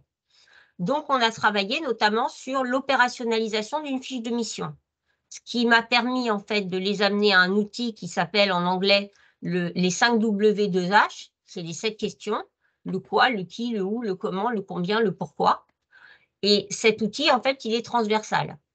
Et il va les amener finalement à se dire que cet outil transversal, il doit intervenir dans différents domaines dans la relation avec leurs salariés. Ils vont s'en servir pour une fiche de mission, qui est bien plus pertinente souvent d'ailleurs qu'une fiche de poste, et qui va leur donner une façon de fonctionner avec leurs salariés de manière générale et globale. Et du coup, après, ils me posaient des questions dans d'autres domaines, et à moi de leur dire, bah oui, mais ça, quand on fait un diagnostic de situation, on peut l'opérationnaliser dans tous les domaines. L'autre chose, c'est qu'une fois encore, ça m'a permis de leur introduire un outil qu'on connaît dans le domaine d'ailleurs de l'entreprise, qui s'appelle SMART, que vous devez certainement avoir déjà entendu parler ou vous pratiquez vous-même, qui est un modèle qui permet de fixer des objectifs de manière très concrète, spécifique, mesurable, atteignable, réaliste, temporel. Et ça, on a suivi aussi un objectif qu'ils souhaitaient absolument dans le domaine de l'informatique notamment, mais sous la méthode SMART. ils ont vu que ça, ils en avaient pour d'autres domaines, parce qu'on s'est mis à parler du sensoriel, on s'est mis à parler d'autres domaines issus du diagnostic de situation. Et là, d'un seul coup, ils ont aussi vu en répondant à leurs besoins, à la fois celui du salarié qui était intéressé là-dessus et de l'équipe, qu'ils souhaitaient faire un diagnostic du coup de situation, parce qu'on est parti de quelque chose de transversal, issu par contre de leurs préoccupations de prime abord. Et on a terminé sur les pauses, par exemple. Donc, là, j'ai repris un modèle qui a été fait par une de mes collègues de Formavision avec un modèle de logigramme. Vous voyez, ça aussi, c'est un outil. Et on propose de faire les pauses parce que ce collègue avait évidemment des soucis sur le fait d'investir les pauses. Il souhaitait, les collègues voulaient plus le faire participer à leur pause, se demandaient s'ils s'ennuyaient, s'ils se sentaient rejetés, etc. Donc, on leur a proposé, je leur ai proposé ce type d'outil avec le logigramme, avec des arbres en fait à choix, à possibilités. Et là encore, en partant et en réunissant finalement tous les acteurs, et moi en m'assurant que le salarié était bien dans un contexte d'autodétermination, de faire saisir à l'équipe ce qu'était l'autodétermination, finalement, j'ai démarré un job coaching en répondant aux besoins et en leur faisant prendre conscience que le diagnostic de situation, qui est en principe le démarrage, allait se faire dans un second temps. Donc, vous voyez que ça, c'est ce qu'on appelle à un moment donné, quand on a la pratique du job coaching, de l'évaluation, il faut savoir aussi s'adapter aux situations et donc amener les équipes, les environnements de travail et la personne à pouvoir s'inscrire aussi dans le cadre, dans le parcours, dans l'évaluation de manière adaptée. Là, j'ai senti qu'au vu du contexte premier et aussi du niveau de fonctionnement de cette personne, qui quelque part avait un poste à très haut fonctionnement, mais qui lui-même était peu verbal, n'avait pas du tout compris pourquoi je débarquais. Mais alors, vraiment pas. Alors que l'équipe était très bienveillante et lui avait expliqué, mais n'avait pas bien saisi son niveau de compréhension, je ne pouvais pas utiliser d'emblée mon outil, là, arriver avec des grilles, des questionnaires, etc. Donc, chaque situation est aussi très individuelle. Et ce n'est pas parce qu'un outil est prêt, opérationnel, efficace, qu'on peut toujours, donc c'est pour ça que je trouvais intéressant de vous présenter aussi ce cas de figure, directement faire ce que j'appelle moi du copier-coller. Voilà, ça c'est aussi pourquoi il est important, le job coach est important auprès des personnes, mais l'accompagnement des équipes est important aussi. Et Formavision fait également ça, hein, c'est ce qu'on appelle la supervision, mais c'est l'accompagnement professionnel aussi de manière globale. C'est aussi une clé de la réussite parce que chaque situation reste individuelle, tout comme chaque salarié autiste reste un individu à part entière. Super, merci beaucoup Steph. Ce que je propose, c'est qu'on puisse terminer ce webinaire sur les aides, les accompagnements proposés par le FIP. Ce sera très complémentaire parce que à tout ce que vous avez pu nous dire depuis quelques instants, notamment que ce soit sur les dispositifs d'emploi accompagné, les financements de diagnostic et autres. Ce que j'ai regroupé les aides mises en place par le Fonds d'insertion des personnes en situation de handicap dans la fonction publique en deux catégories, les aides à l'insertion professionnelle et les aides finançant les accompagnements de poste. Ce qu'il faut noter, c'est que le FIP vous incite, employeurs publics, à recruter des personnes atteintes, porteuses du trouble de spectre de l'autisme, notamment via son aide d'accompagnement socio-pédagogique.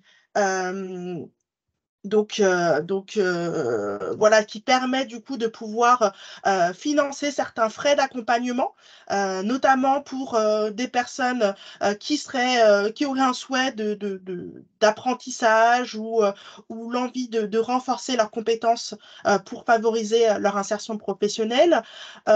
Le FIP aussi verse des primes aux employeurs qui pérennisent du coup des collaborateurs en situation de handicap, que ce soit des collaborateurs recrutés via de l'apprentissage, des contrats PEC ou du service civique, mais aussi des primes pour des collaborateurs issus du secteur adapté ou protégé. Et du coup, ça vous permet aussi d'ouvrir peut-être votre champ de sourcing. Concernant la mise en place des aménagements de poste, vous l'aurez compris, dans l'accompagnement de personnes porteuses du trouble du spectre de l'autisme, ce qui est important, c'est d'étudier le poste, d'étudier l'environnement de travail. Et à ce titre, le FIP met à disposition une aide qui peut aller jusqu'à 3 000 € pour un diagnostic de réalisation d'études de travail en vue de pouvoir aménager le poste de la meilleure manière pour un agent qui serait en situation de handicap et bénéficiaire de l'obligation d'emploi ou en restriction d'aptitude durable. Une aide au tutorat, parce que parfois, ces collaborateurs auront peut-être besoin d'un tuteur en interne chez vous, que c'est du temps et que ce temps peut être financé en partie par le FIP à hauteur de 20 heures par mois et jusqu'à 20,50 € de l'heure. Et la dernière aide, qui est l'aide qui est peut-être la plus complète dans le cadre d'accompagnement de ces publics, c'est le dispositif d'accompagnement pour l'emploi des personnes en situation de handicap, la fameuse aide 18, qui va permettre un accompagnement pluridisciplinaire et multimodal, qui va permettre à la fois l'insertion et le maintien dans l'emploi de ces publics, notamment en proposant des évaluations de capacités professionnelles. Donc, on en parlait tout à l'heure avec Steph et Florence sur l'importance de bien évaluer les capacités professionnelles des travailleurs autistes pour leur permettre du coup d'être au bon endroit, sur les bonnes tâches au bon moment. Un soutien médico-psychologique, bien sûr externe à l'entreprise, qui peut être financé, mais aussi des aménagements sur le lieu de travail par un service externe. Et là, notamment, ça peut être par des spécialistes comme Formavision ou d'autres types de professionnels. Ce qu'il faut noter aussi, c'est que le FIP soutient des initiatives, et on en a parlé rapidement tout à l'heure avec Virginie, revenir sur le lauréat du prix de l'inclusion de 2021, la 3e édition. C'était le ministère des Armées qui a mis en place un projet de recrutement pour des autistes Asperger, ou en tout cas des autistes à haut potentiel. Et l'objectif du ministère des Armées, c'était de réfléchir à une manière d'adapter son processus de recrutement pour que les personnes autistes puissent du coup rejoindre le ministère, notamment en s'adaptant à leurs besoins et aux emplois et aux compétences reconnues de ces personnes. Ce dispositif a permis à date le recrutement d'une douzaine d'agents sur des postes parfois très hautement qualifiés, et le dernier recrutement a eu lieu en décembre 2023. Donc voilà, c'est une expérimentation qui fonctionne plutôt bien, et ça vous prouve qu'aujourd'hui, les personnes autistes peuvent être employées compétentes et productives au sein de la fonction publique, et ce sur n'importe quel niveau d'emploi. Donc voilà, n'hésitez pas. Avant du coup de passer aux questions-réponses, je voulais juste vous remettre le slide pour promouvoir du coup l'étape francilienne du Tour de France qui est consacrée aux handicaps invisibles. C'est un événement qui aura lieu à la préfecture de région. Voilà, pour en tout cas vous présenter les dispositifs et les acteurs qui proposent de compenser le handicap psychique. Ce sera voilà, un événement riche avec des tables rondes, avec un invité spécial, Joseph Chovanec. Donc voilà, n'hésitez pas, si vous êtes intéressé, à vous inscrire sur le site du FIP à la rubrique Nos régions Île-de-France. Vous aurez le lien d'inscription. Si vous ne le trouvez pas, vous pouvez du coup en retour du mail où je vous enverrai le support et le replay, voilà, me faire part de votre souhait du coup de participer à cet événement, et à ce moment-là, je serai en mesure de pouvoir vous transmettre l'invitation. Du coup, je vous propose qu'on passe aux questions-réponses. Et du coup, si on a des personnes qui souhaitent intervenir à l'oral, n'hésitez pas à prendre la parole, sinon je vais m'attacher du coup à répondre du coup aux questions qui ont été posées dans le chat. Je crois qu'on avait Henri-Louis, voilà, tout à fait, qui voulait intervenir. Henri-Louis, je vous laisse la parole. Votre micro est coupé, Henri-Louis. Bonjour tout le monde.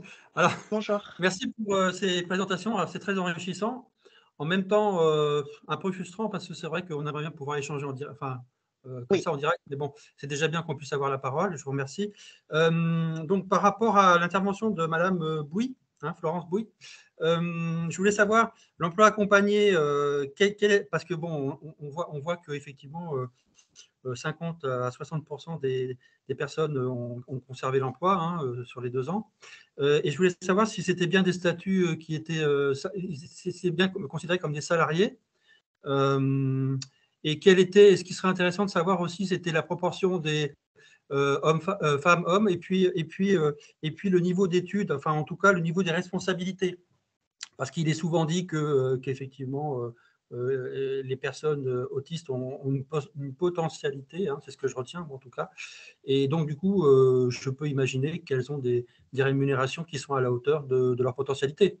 Enfin, j'espère en tout cas. Voilà. Donc, ça, c'est une question. Alors, évidemment, il n'y a pas de malice dans mes questions, c'est vraiment par curiosité.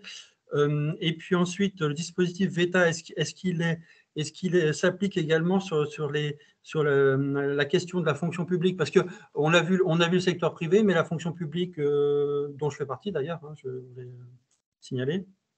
Donc, savoir si effectivement ça s'applique dans ce cadre-là. Et puis, juste une petite remarque, c'est vrai que bon, la frustration aussi, c'est que dans un monde idéal, évidemment, de plein emploi, ce serait formidable, mais on se rend bien compte que malheureusement, on n'est pas toujours en fonction des capacités des employeurs en termes de financement, enfin en tout cas en termes de chiffre d'affaires, en termes de bénéfices, ne sont pas toujours en capacité de pouvoir faire en sorte de prendre davantage de personnes en situation de handicap, dont les autistes. Et bon, voilà, c'est un peu regrettable parce que c'est vrai qu'on vit quand même dans un monde où il y a beaucoup on demande beaucoup d'attendus, quoi. Enfin, en tout cas, de productivité, etc. Donc, voilà, ça c'était une petite parenthèse que je voulais faire, mais c'est vrai qu'on ne lâche pas l'affaire et qu'on reste positif dans tous les, dans tous les domaines, à savoir tout ce qui est mis en place pour faire en sorte que tout le monde puisse travailler de façon équitable. Voilà. Voilà, j'ai terminé, je ne voudrais pas prendre plus la parole, mais voilà, je vous remercie d'avoir donné cette parole. Merci beaucoup, Henri-Louis. Peut-être juste avant que Florence, de te laisser la parole, juste pour préciser qu'en effet, aujourd'hui, le projet Andros, le dispositif VETA n'est pas encore mis en œuvre dans la fonction publique, mais il y a des pistes. Voilà, pour avoir échangé avec le président de l'association, voilà, il y a des pistes très chaudes, que ce soit dans la fonction publique d'État ou la fonction hospitalière. Charge à vous, la fonction publique territoriale, d'aussi manifester votre intérêt pour le projet. Voilà, aujourd'hui, c'est vraiment un projet qui est applicable au métier de la fonction publique.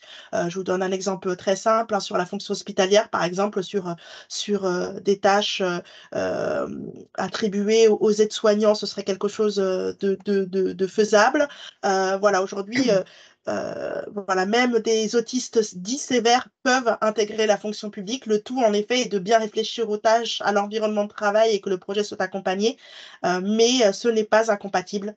Donc voilà, en tout cas, sentez-vous libre de manifester votre intérêt et je pense que ce soit le FIP ou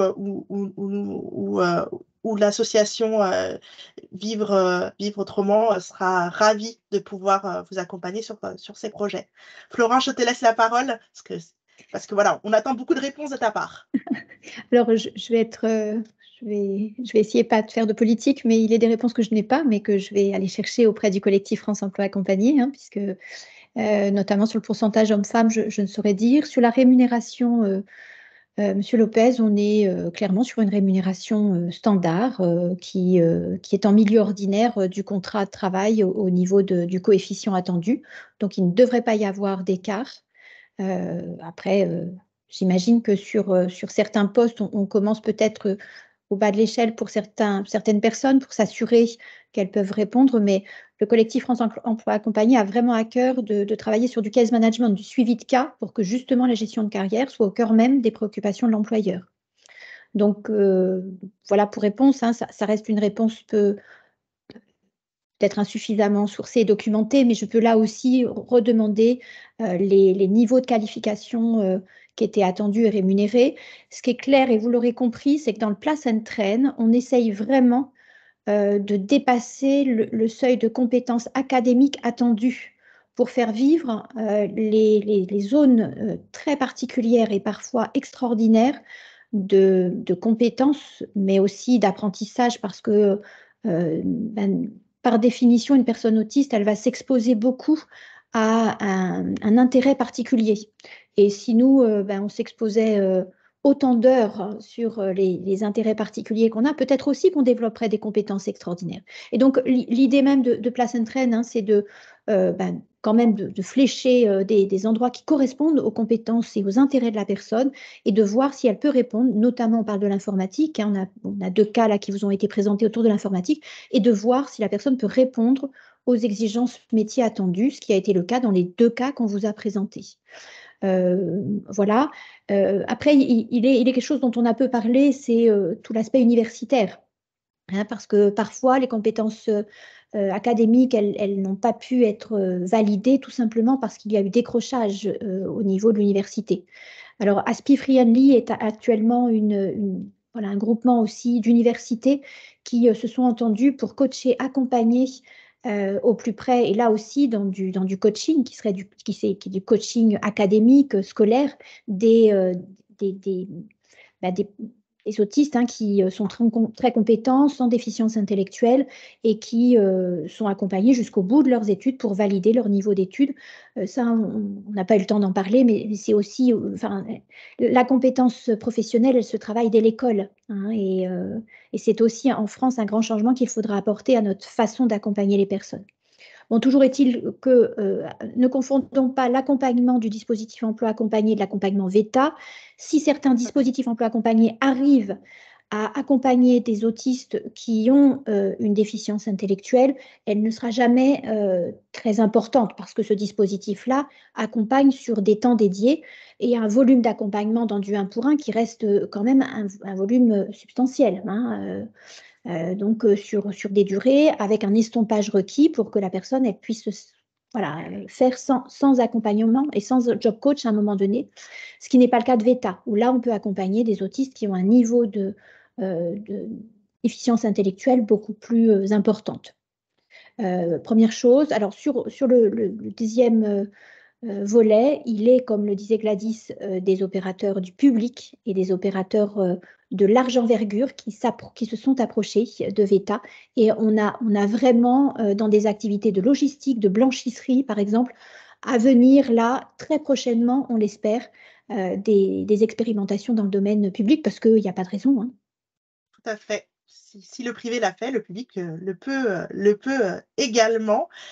Pour répondre du coup à Jenny, qui posait la question comment une entreprise peut-elle devenir, comment une entreprise peut s'inscrire dans le projet conseiller en emploi accompagné, et cette entreprise réalise déjà du coup ces accompagnements. Est-ce qu'il y a un prérequis et donc du coup voilà, donc je suppose que vous avez sans doute des prérequis. Peut-être que Jenny, je peux vous conseiller de vous mettre en relation peut-être avec Florence sur son. Oui, tout à fait. Alors après, si elle est intéressée de recruter une personne autiste et qu'on est en amont du dispositif, et bien là, oui, on mettra même directement en contact avec le siège, hein, du collectif France Emploi Accompagné. Je vous ai mis l'annuaire des plateformes départementales pour que vous puissiez aussi vous rapprocher des dispositifs Emploi Accompagné de votre département, vous faire connaître et faire connaître votre engagement, parce que pour le coup, vous serez fléché comme entreprise qui pourrait accueillir une personne autiste ou de tout autre handicap. Si vous avez déjà une personne qui bénéficie d'une RQTH et qui est particulièrement fragilisée, il ne s'agit pas de se substituer, on le dit, hein, des dispositifs services publics à l'emploi existants. Il faut que ce soit des personnes particulièrement fragilisées dans le monde du travail. Eh bien là, il suffit d'interpeller sa plateforme départementale et elle réagira très rapidement. Alors, pardonnez-moi, je ne sais pas si vous m'entendez. C'est Oui, Jenny. on vous entend. Oui. Alors ma question n'était pas vraiment dans ce sens-là et je l'ai peut-être mal exprimée. En fait, je représente la société Autypique, qui est une plateforme de recrutement qui est faite par et pour les personnes autistes notamment. Et on fait de la sensibilisation, formation aux entreprises, on fait de l'accompagnement et au milieu de ça, on a notre plateforme de recrutement pour les personnes autistes. Mais en fait, on accompagne les entreprises plutôt. On met en relation des personnes autistes, des candidats autistes à l'emploi avec des entreprises inclusives. Et ma question est plutôt quand, pour les entreprises qui veulent être recrutées, qui voudraient passer par nous en tant qu'accompagnateurs dans leur démarche inclusive, est-ce qu'elles peuvent bénéficier des subventions qui ont été citées tout à l'heure, les aides, en travaillant avec nous?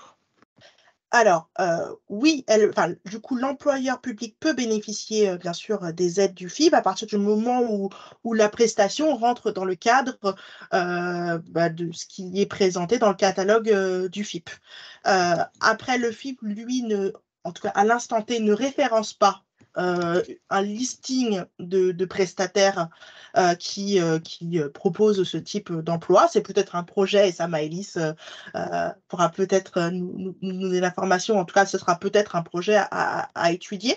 Mais aujourd'hui, on ne flèche pas d'organismes vers nos employeurs publics. Pour autant, nos employeurs publics disposent d'une grille de critères leur permettant de savoir si du coup l'organisme peut rentrer ou non dans le cadre du financement de cette aide 18. Voilà. Et en effet, je réponds à Sophie Bélis. Le job coaching peut rentrer dans le cadre de l'aide 18 du FIP. Donc voilà. Maëlys, je vois que tu as ouvert ton micro. Je te laisse la parole. Oui, merci. Juste un point de précision. Donc, toutes les aides pour la société que vous représentez, toutes les aides sont versées à l'employeur public et je vous recommande de vous référer au catalogue des aides du FIP que vous retrouverez en ligne pour voir si le dispositif peut correspondre ou non. D'accord. Et du coup, c'est l'employeur public qui va vérifier auprès de la FIP. Est-ce que c'est la FIP qui vérifie les critères, enfin qui, au final, pour pouvoir verser les aides, s'assurera des critères, c'est ça? Alors, l'employeur, vous verrez, en principe, c'est assez bien décrit. L'employeur va acheter une prestation pour compenser un handicap. Vous verrez, il y a vraiment beaucoup, beaucoup d'aides. Elles sont décrites une par une. Et après, s'il n'a pas de convention, va en demander le remboursement. Et c'est à ce moment-là qu'on verra si ce qu'il demande correspond bien à l'aide prescrite. D'accord. Ça, c'est pour tous les établissements qui n'ont pas de convention avec le FIP-HFP. Pour les établissements qui sont conventionnés, c'est ceux qui ont choisi de mettre en avant leur politique emploi et handicap sous forme d'une convention préfinancée par le FIP-HFP. Là, pour le coup, l'employeur s'est engagé dans des actions à venir, le plus souvent pour les trois années suivantes, et il va prédéterminer les actions dont il a besoin. Je pense, dans un premier temps, soit vous pouvez me contacter, soit vraiment dans un temps zéro, si vous pouvez regarder ce catalogue des aides du FIP. À mon avis, ce sera assez éclairant par rapport à votre question. D'accord, merci beaucoup. Je vous en prie. Je ne sais pas s'il restait du coup des questions pour des participants. En tout cas, n'hésitez pas à vous faire connaître.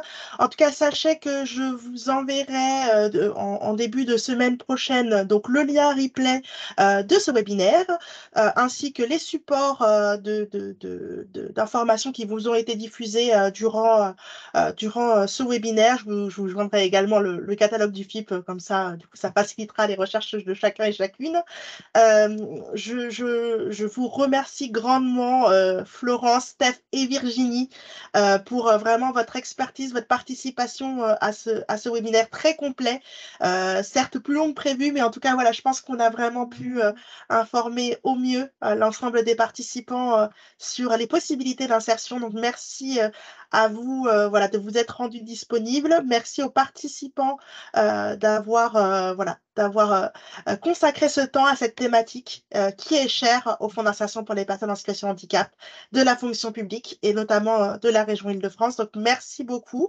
Et puis, vous recevrez dans les semaines à venir le nouveau calendrier des événements du FIP Île-de-France. Donc, n'hésitez pas à vous inscrire aux différents événements qui ont lieu tout au long de l'année.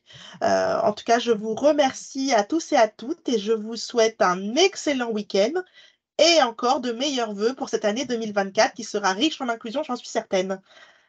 À très vite. Merci. Bonne Merci fin à de journée vous. à vous. Merci Merci. beaucoup.